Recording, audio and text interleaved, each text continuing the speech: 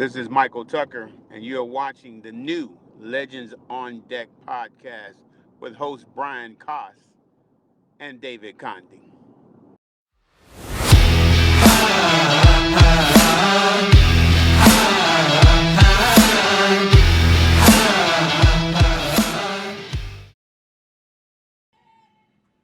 Two pitch.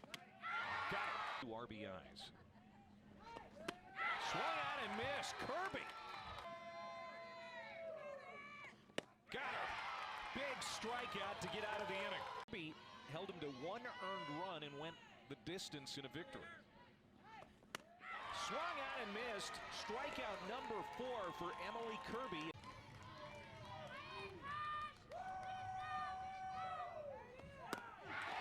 Called strike 3. And keep swinging. Got her.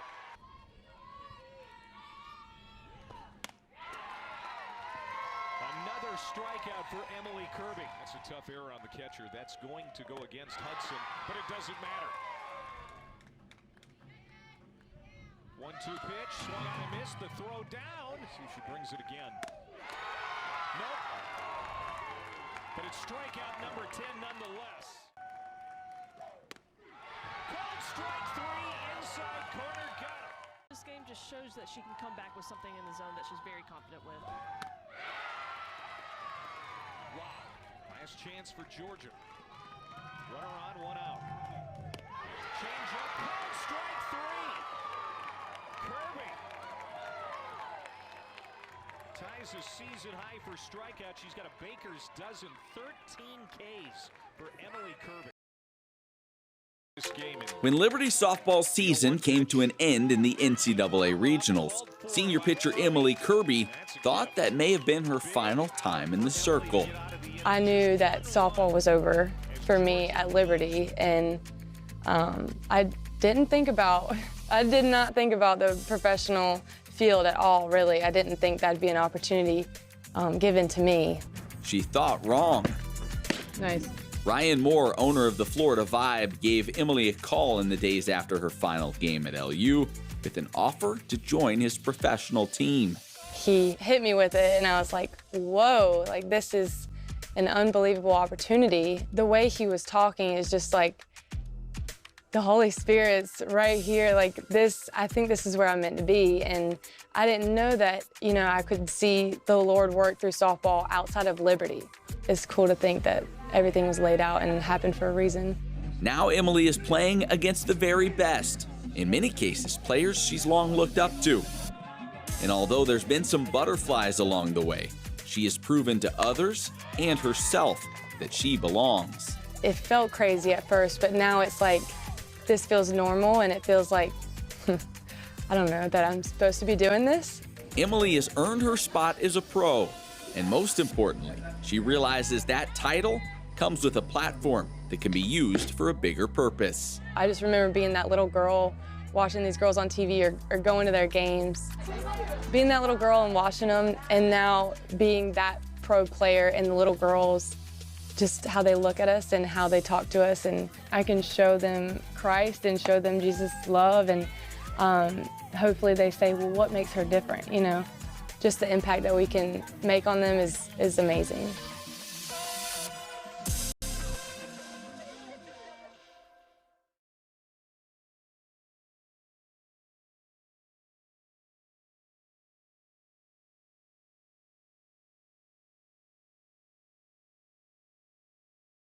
Welcome to episode 35 of the Legends on Deck podcast. I'm Brian Koss, along with my co-host David Conde. Today, our guest is Emily Kirby. Emily is a 2-time Atlantic Sun Conference Pitcher of the Year and with Liberty University, where she is also currently a volunteer assistant coach, and she's a professional softball player with the Florida Vibe. Emily, welcome to the show. Thank you. Thank you so much for having me. You're welcome. You're welcome. So Brian and I come off a night of hanging out with the Savannah Bananas from last night. So it's a little bit of a different feel for us. We're not that we're exhausted, not that we're tired. We're excited to have you on, obviously.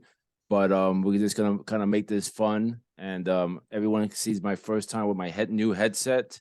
I mean, normally I show my bald head, but I want my audio to be a little bit clearer. But anyway, kind of get away from that, kind of get into why we're here with you, kind of share your story. So every guest that we bring on, we just want to hear your story, kind of where you started. Where was what brought you to softball, the sport, who taught you the game? Just kind of go into, where your youth was up into your high school. Yeah. So I first started playing t-ball when I was 6 years old. And it was just like a rec league, not much to it. But it wasn't until I was 8 that my dad introduced travel softball to me. And I was very hesitant. I was a very shy kid growing up. So I didn't really want to do anything out of my comfort zone, but he encouraged me and pushed me to do this. And so I got into that and joined a team that was brand new, a group of girls that didn't have any experience, just like me. And basically the team was picked on just families and morals and just bringing the girls together. And so we played together for 10 plus years, called the Heartbreakers out of Pitt County. So it was just like a ragtag group of girls, but we were gritty and we loved the game and just continued to play, not just for the sport, but just for each other and making memories. And I just remember that being so fun. And that's really what kept me in softball for so long, was the bonds and relationships with those girls. So started there, and then I got to high school, and it picked up a bit. Realized I had some talent, and my sophomore year we ended up winning a state title, and I was a big part of that. I pitched the third game. It was best 2 out of 3. So I pitched the third game and we won 1-0. So that was a little highlight in high school. So growing up, it was just a big relationship thing, competitive, but it was more so about the friendships and the growth as the character grows, and learning life skills. Was there anything in high school that kind of stood out to you, one game that you remember that just kind of made you realize, hey, this is I can get to the next level? Yeah, I mean, I think it would be that sophomore year state title game. I was young, and there was a pitcher older than me who threw a lot, and I hardly had any innings on varsity. But I was given the chance to throw, and it just opened my eyes, and I saw that I could compete, and was good at it. So I dug more into it. I ended up realizing that I wanted to play college ball. And so I started emailing coaches and going to camps at different colleges. And I found Liberty just by my cousin. She went to school here, and my uncle sent me a video of the stadium, and I was like, are you kidding me? Like, I'd never heard of Liberty before, but it was all turf and dirt infield, and it was beautiful. So I went out to a camp and instantly just fell in love with the atmosphere and the people, and just the family. Like, it wasn't just a camp and doing skills, and it was the relationships. You could see the people and how they affected one another, and I just really loved that. So that's what made me fall in love with Liberty and got me here. So I don't know if you mentioned it, but what part of the country did you actually grow up in? Greenville, North Carolina. Okay. It's not too small, but it's East Carolina University. That's where that's located. So grew up in a college town, and softball and baseball was big, really big over there. So it was fun. Were they was East Carolina and some of the other North Carolina schools after you too? So not to hate on ECU. They got a good baseball team this year. They do. They're doing good right now. But I grew up, in their backyard. I wanted to go to ECU and play ball, but they at the time they had a different coach and they didn't really recruit in state. It was all, Hawaii, Florida, California, all these places. And well, Florida, we understand. yeah, I know. Yeah. A lot of talent out there. But they didn't really look my way. So there was other schools that I wanted to go to, but nothing big that really stood out. I was late in the recruiting game, and I would say I was a little bit of an underdog. My talent didn't completely shine through quite yet. So when I saw Liberty and went there and they showed interest, it was like, all right, the decision's made. It was easy after that. Well, it's a Division I school too, so it's not like you were really you're kind of underplaying it a little because it's not like you were scraping by trying to get into a school to play because it's competitive softball. Yeah, right. Can you tell us a little bit about that experience pitching, playing at a big school like that at Division I level? You were conference or pitcher of the year 2 years, I believe, all conference. So some considerable success, I would say, to put it mildly. Give us a little bit of that experience. You mentioned before you do that, you mentioned kind of the bonding with the teams, and it's interesting when you watch girls softball at the college level.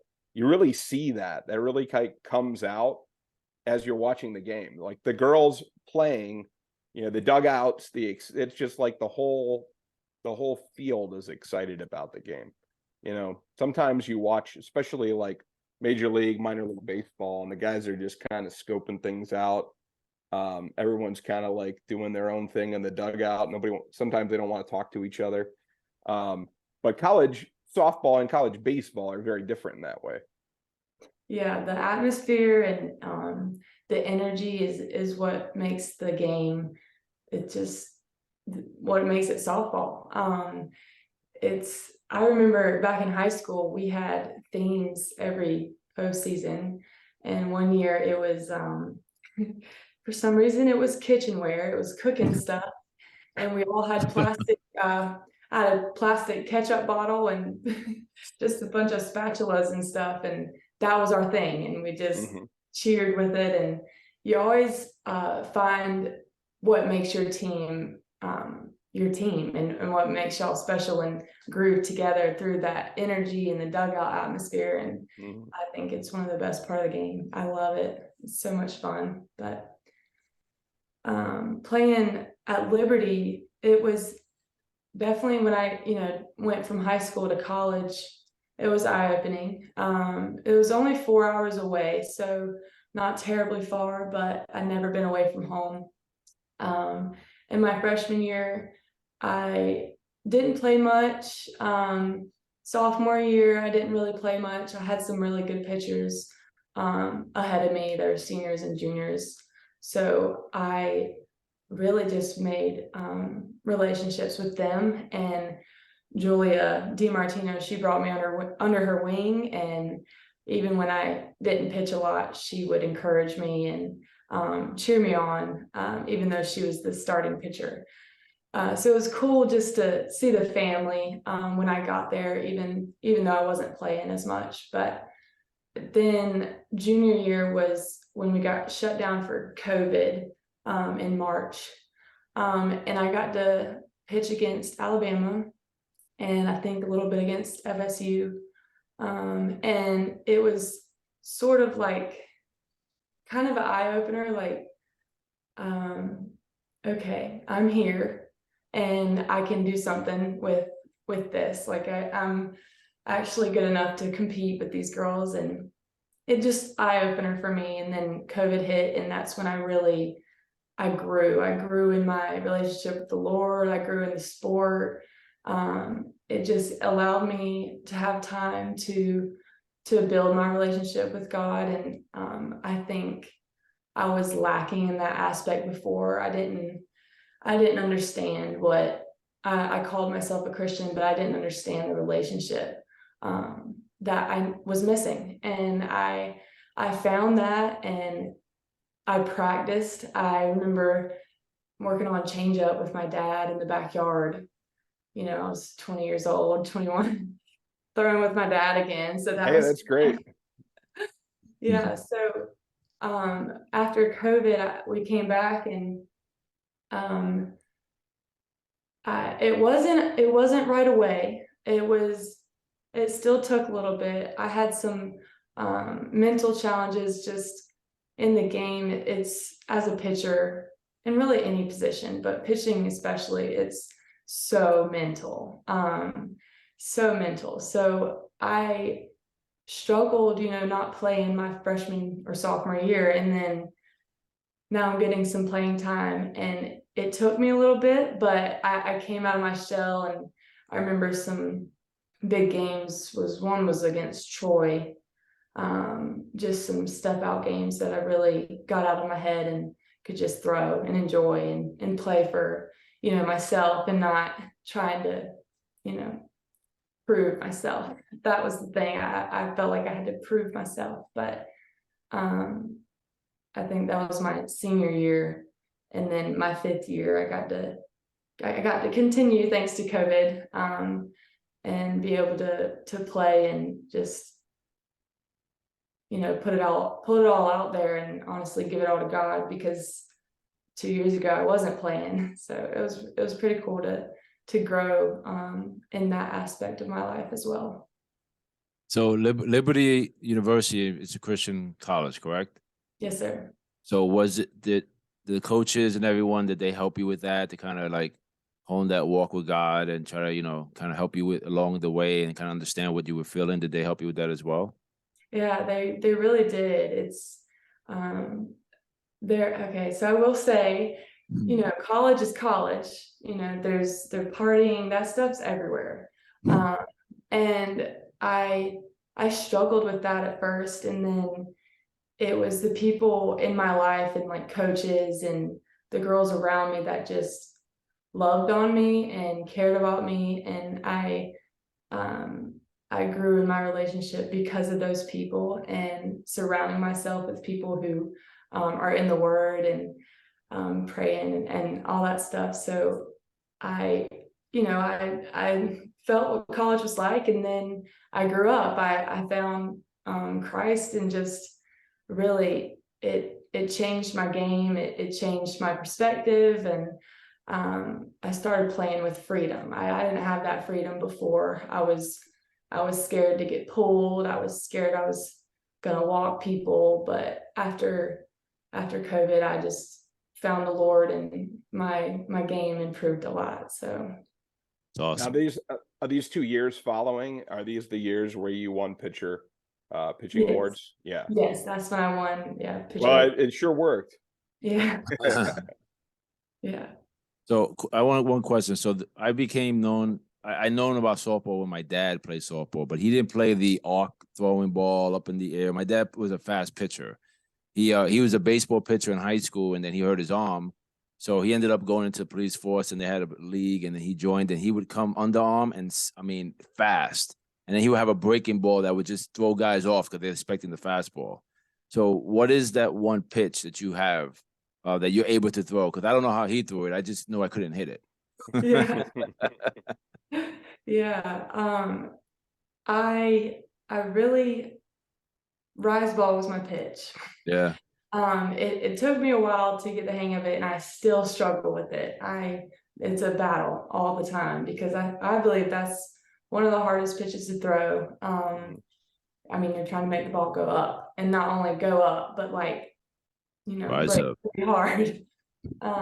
So I think rise is one of my best pitches. And then also I throw a knuckleball change up. It's way slower. way slower than everything else, and it floats in there. So I love throwing that. But rise is definitely the hit or miss pitch. Sometimes it's on, sometimes it's off. So never know what you're gonna get. So my question on that, okay, so you say you have a knuckleball. Baseball players are taught to just throw it, I guess, just keep throwing the ball, same arm angle, same, because the grip is what counts. Is that the same thing with softball, or do you actually slow your body up to throw the soft pitch? No, you want to keep your body, the same, or else you're not going to deceive the hitter. So pretty much everything should be the same as a fastball, except your grip and your release. So with the knuckleball, I hold it with 3 fingers on the ball, and I shove it and push down, so it moves down, if it's a good pitch. And then rise, I'd say, is a little bit more body. There's more of a tilt you want to get with rise ball, and everything else is pretty forward. But there's just a little tiny differences with rise ball. But predominantly you want to keep your body fast and forward going to the catcher. And it's your grip, that changes the direction of the pitch. So you felt like on the D1 level that if you were on, there was no one going to hit you? Confidence? I just felt whenever I was on, I felt good. And it's funny because the game that sticks out to me, because it was, my last really good game was against Georgia. And I didn't feel like I was throwing good, but I had struck out 13 of their girls, and it was one of my highlights. But sometimes you're just in the groove and you're throwing, and me and the catcher, Caroline Hudson, just mesh. And so in the moment, I don't think, for me personally, I'm like, oh yeah, I'm shutting everybody down. Like, I don't think like that. I'm like, okay, what can I do for the next inning? What can I do this next pitch? What's going to make it better? Like, how can I get better? That rise ball was not rising very well. Like, how can I get better? So it's a constant internal battle trying to be better the next pitch. But then after, when the game's done and over with, you're like, okay, I was grooving. I was throwing. Well, it's kind of funny when you think about it, because the hitter on the other side of the equation is thinking the same thing. It's like you're getting yourself in a mind game about pitching, and the hitter's sitting there like, oh my gosh, this, she's got to be sitting there thinking this girl's throwing smoke, and like got 13 strikeouts. So the opposing team's probably sitting there like, I don't know if we can hit her, and here you are thinking, I don't know if I can keep this up. Right. So it goes into such what a mental game baseball, softball is, and how, your confidence whether it's on the hitting side or on the pitching side, your confidence in what you think you can do has so much to do with what you're able to do. Right. I completely agree with that. It's everything up here that matters. Right. Controls your game. So yeah, I wanted to get in a little bit to the professional side now. So tell us a little bit about what you're doing. I know you're still coaching at Liberty, so you're still attached at Liberty. And we had David and I had Ryan Moore on with the Florida Vibe a few weeks back, and what the Florida Vibe are doing on the professional level, and you're involved there too. So give us a little career update and what you're up to on both ends of the spectrum there, and what you think the whole professional women's softball thing, how that's progressing. Yeah, so I am working with Liberty right now. I'm in the volunteer assistant role, and I get to work with the pitchers every day, and I'm actually, calling pitches here and there. So a pretty big role at Liberty, and I'm going to be around next year as well. So stay tuned for that. Cool. but the vibe, that is a complete other ball game. When Ryan, I didn't know Ryan until last year after the Duke Regional. We'd lost out. He texted me, and I was interested, but like, me?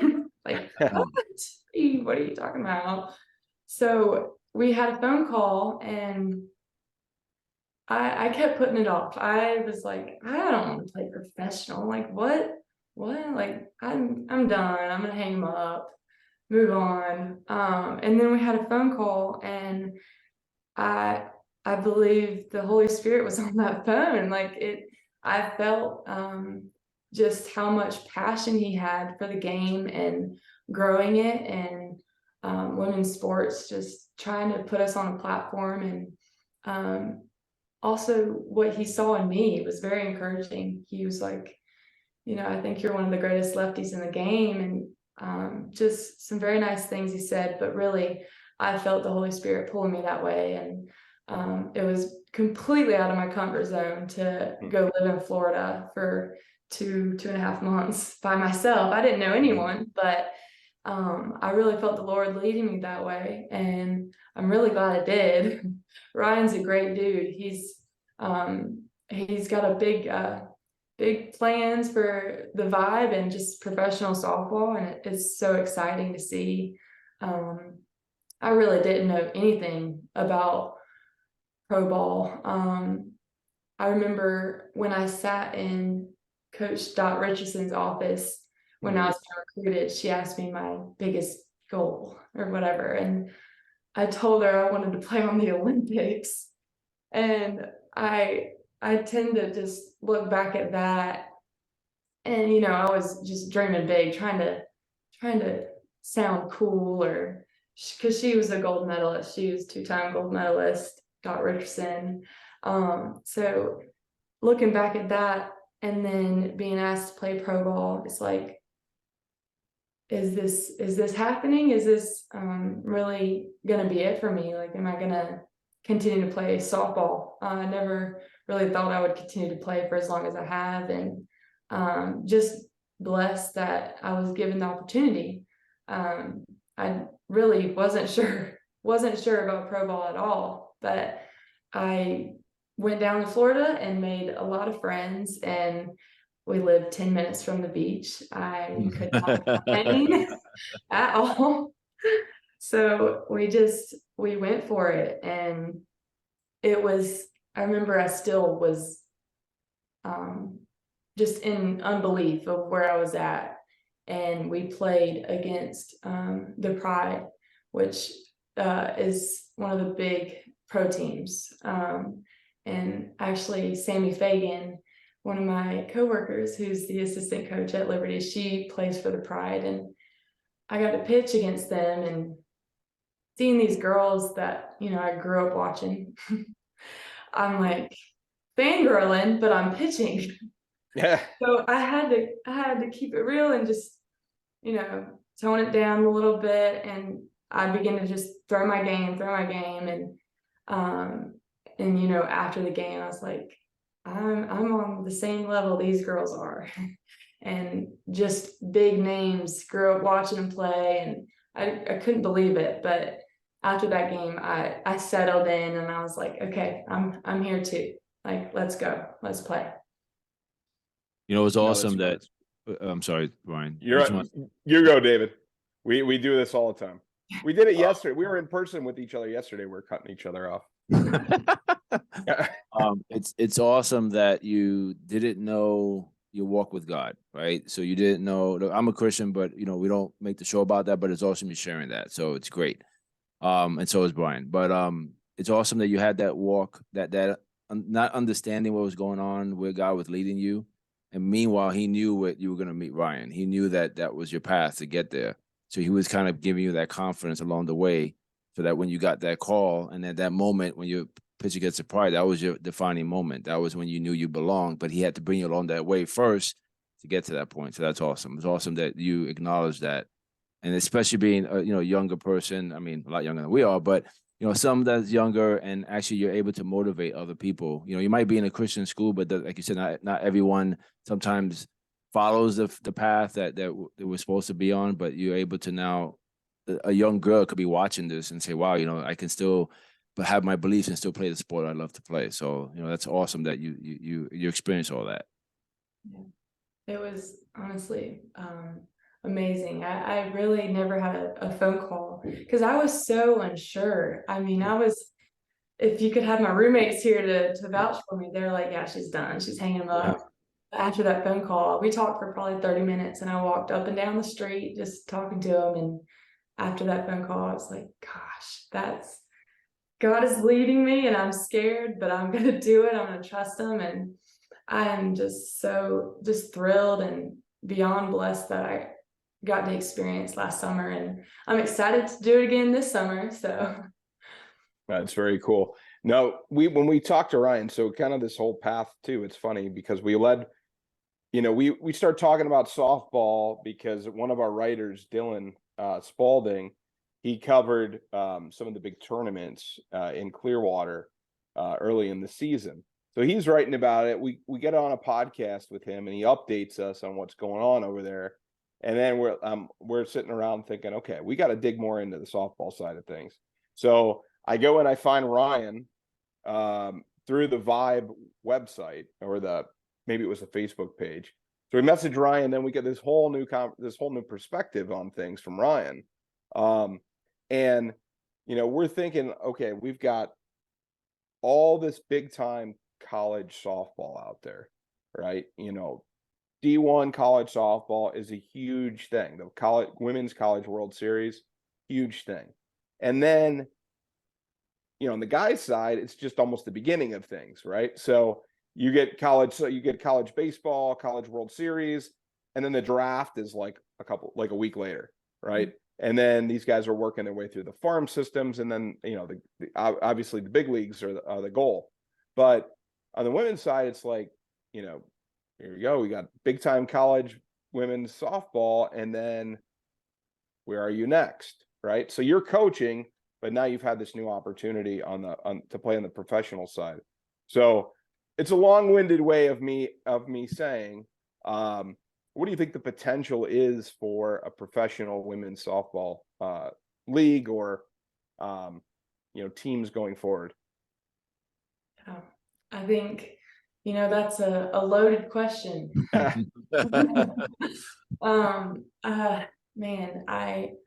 Ryan has such big dreams and big hopes, and I truly believe like he's on the right path. Like I think we can get there. It's just a matter of people getting together and bringing all these programs and organizations all together, because it's like you said, it's such a big just base of these little girls playing 8U. They come to these tournaments and see girls play, and then they want to be them, and they want to play college. But okay, now you're in high school, what's left is college, and then there's nothing left. Like you want to get to college and have a blast, and then you get to your senior year, I'm like, is this it?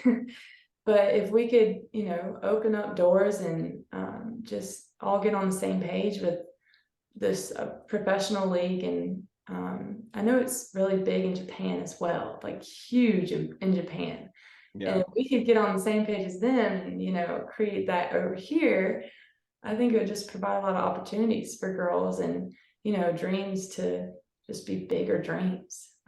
So I think it's a matter of people working together and trying to get this going for the young girls out there, but also being like in my position, being a role model for those young girls, and just explaining hey, there's a way. I was that 8-year-old girl. I didn't want to play travel ball. I didn't want to do any of this rec ball. I didn't want to put in the work. I didn't want to pitch. I didn't want to pitch every day in the gym with my dad. But you do that, and then you get this experience of a lifetime, and you can continue that if we put this platform out there and make it big. So I think it's huge. I just think it's uncharted territory. You know, we're talking women's softball College World Series is on ESPN. It's a big platform. So, the steps that you guys are taking with the Vibe and with others, I just think that, it's like there's so much potential for it. And frankly, women's softball is a lot of fun to watch. I mean, if like I mentioned, that's like the enthusiasm that you see on the field and the bonding you could tell with teams and all the chatter and it's fun. It's fun. So I can see the professional side, having a lot of potential for that fun element that sometimes, like David and I were talking with Bananas yesterday, there's kind of that whole, baseball needs more fun in it. Softball brings some of that fun, I think. Right. Yeah, I agree completely. Me and Brian talked about, like I said, I know softball for my dad. I know some guys that coach softball locally, girls softball, but it would just be awesome. I mean, obviously, the NBA has a WNBA, they created that. It wouldn't be that much of a stretch for Major League Baseball, something like that, to create something like that, so that this way you guys could be on a grander scale. Now if Major League Baseball never does it and Ryan Moore does it and takes it on another level, even better, right? But it would just be awesome, just like you said. Like we talked about that not too long ago, how after college, like, what do you guys, what do they do? I mean, some of the women are going into baseball and they're going into coaching baseball because they love the sport. But it can't just be that's it, you're done, and you have to go off into the real world and start working. It should be that you have the opportunity to keep playing, so that the younger girls have that love of the game. Like we try to get the love of the game for the kids. That they, then I guess that's why Brian and I are probably going to push the Savannah baseball a little bit more, so that kids can actually watch it, because they don't like to watch regular baseball. But the softball is, I watched a little bit. It's just that vibe, that real exciting part. Look, I said the vibe. You see? There you go. Perfect. That's why that was the perfect name Ryan, for there that you go. team. That's why it's the vibe. Yeah. See, Ryan said the same thing. See, Ryan, I gave you that plug. So just jump a little bit to the college softball season that you guys are in. You're heading towards a conference tournament, and I guess Liberty's in second place in Atlantic Sun, right? Sir. Okay. What are your expectations for the tournament that's coming up, for the NCAA tournament? So in the past, we've been number 1 seed, and we don't drop many games in the ASUN. So this year it's been more of a challenge, and I think we can't take it lightly. Like that's the main thing, is we have to go in and take everyone serious and play our game, not play down or play up, but play our game. And I think these girls have put in so much work, and the team has gone through a lot of adversity, and they've grown a lot just as the culture. You can see the culture change before your eyes, and just everything that the girls put in, and the meetings and the recovery and the practice and the long hours of season, just the work that they put in. It's just got to continue. And I think our game will speak for itself, but we just can't take it lightly. We have to go after it and fight, and it's going to be a really good tournament for sure. Central Arkansas has got good team there, so they're going to be tough to beat, and the rest of them as well. We can't take anyone lightly, for that matter. Are your games aired on ESPN? They are on ESPNU, I think, or 2. So we'll see. I'm not sure the schedule quite yet, but we still have one more conference series with Queens in Charlotte, North Carolina. So hopefully we can finish off strong there. So after you have this amazing season, you guys win the national tournament. That's the hope, right? That you're going to do that. And you kind of transition yourself back, going towards the Vibe. So what are your ambitions and expectations for this summer coming up for you personally? For me, I just, after last summer, seeing the platform, and honestly seeing all the young girls and the impact that we can make, I want to utilize it better. We're going to Spain. Oh, we're going nice. overseas.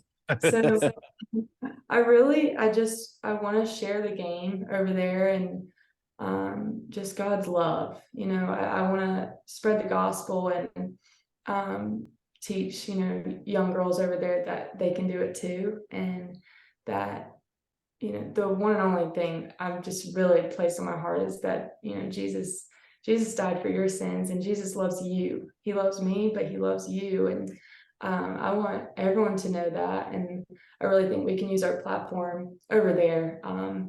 And I think Liberty's prepared me for that a little bit. We used to make bracelets for the teams that we would play, and their little cross bracelets. And we would give them a scripture card and a little note on the back. And we love doing that. And a lot of teams really, really liked that and told us how much it impacted their team. So I want to continue that wherever the vibe goes, whether it's Spain or in Florida. I want to do that wherever we go. So. And I guess it's amazing. One thing, I guess it's amazing that Ryan allows you to do that. There's not you can't do that. Don't talk like that. We're not allowed to say it. It's the fact that, that is welcomed, so you can be yourself and really share yourself to the world pretty much, and on your beliefs. I mean, that's another God sent blessing that was bestowed upon you. So you could be a mentor for these little girls and really teach them, really share with them, what it's going to take and how to face adversity, and have God kind of be on your side with that. Yeah, I'm blessed to, be a part of a team. I didn't know anything outside of Liberty, since we're a Christian university. I didn't know that existed elsewhere with the program. So when Ryan, first talked to me about it, I was like blown away, excited. So super stoked for that. So you guys have a pretty busy schedule as I'm looking through it. It's a pretty compact amount of time. The schedule goes from the beginning of June into, or middle of June rather, into middle of August. But there's a lot. I mean, like you said, there's travel involved, overseas stuff, but there's also, just a lot of games packed in against international competition. So, you got Puerto Rico on the schedule, and Team Canada and Team Mexico. I think what it does is that showcases, the professional side of the game, right? So it takes it, if you take it to different places or you bring them to Bradenton, it's a showcase for more people to see the professional side of softball. So yeah, we wish you a lot of luck this season with that for sure. And David and I have talked to Ryan, and we want to get out there to see everything that's going on. So awesome. a lot of exciting potential, like we said, potential, but a lot of things that are exciting that are happening out there. And I want to say one thing. I did bring up the Savannah in the beginning. This is Saturday night was when we were watching Savannah the baseball, and we're recording this and it'll be live. And sometimes people get confused with that. But I guess my whole thought process of bringing that up was to say that we're gonna try to push the softball side of the Savannah Banana to have you guys play them, and then you're gonna just rock it on. Even though it's gonna be their rules, but I think it's gonna be great to see the ball. It's a great idea, David. We just got to keep talking about it, and eventually that's gonna sneak out there. I like it. That would be so fun, especially pitching to one of the guys, and they're dancing in the box. They're dancing, and you give them that rise ball and see what he can do with it. Exactly. They may try to steal first base on you, because if you throw the ball away, they get to steal first. So you just have to make sure the ball you don't have a wild pitch. You just got to go. Make sure that the catcher catches it, then you're good. That's great. Well, Emily, we wish you a lot of luck this season. Of course, your tournament with Liberty coming up in the conference and the NCAA tournament, and then into the summer season with the Vibe. And we really appreciate you coming on to tell us and our audience your story. And hopefully, as David had said, hopefully it's an inspiration to a lot of girls out there that are playing the game right now and see this potential for them. Yeah. I thank you so much for this opportunity and just allowing me to share my story and, you know, just getting to see inside of pro softball and just, you know, the life of a young girl growing up. So thank y'all so much for having me. No, you're welcome. Definitely. You bet. So quick plugs. I want you guys to check out some of the new merchandise in the LOD merch store. I've got my podcast hat on today. And David's got one of his shirts on. Yeah. Yeah, I'm the designer of everything. So somewhat David is doing some fantastic things on the design side. He's got a second career building and graphic design. You know, but yep, we're just plugging that. And then we wanted to thank a couple of our sponsors. Yeah, thank you to EZ Mortgage and to DC3 Bat Company. DC3 actually makes custom baseball gloves and bats and batting gloves. We're going to find out they also make softball gloves and batting gloves and bats. But we want to thank them for, you know, sponsoring our show and continue to get the word out to our followers. And like I said, we want to build this softball platform even really big. So we love that we're able to partner with you guys and really share it out. So we're gonna help you guys get that word out to all the little girls out there that want to play this game. Yep. Let's keep it going. Episode 35. Emily Kirby, thanks for joining us. Thank you. Thank you.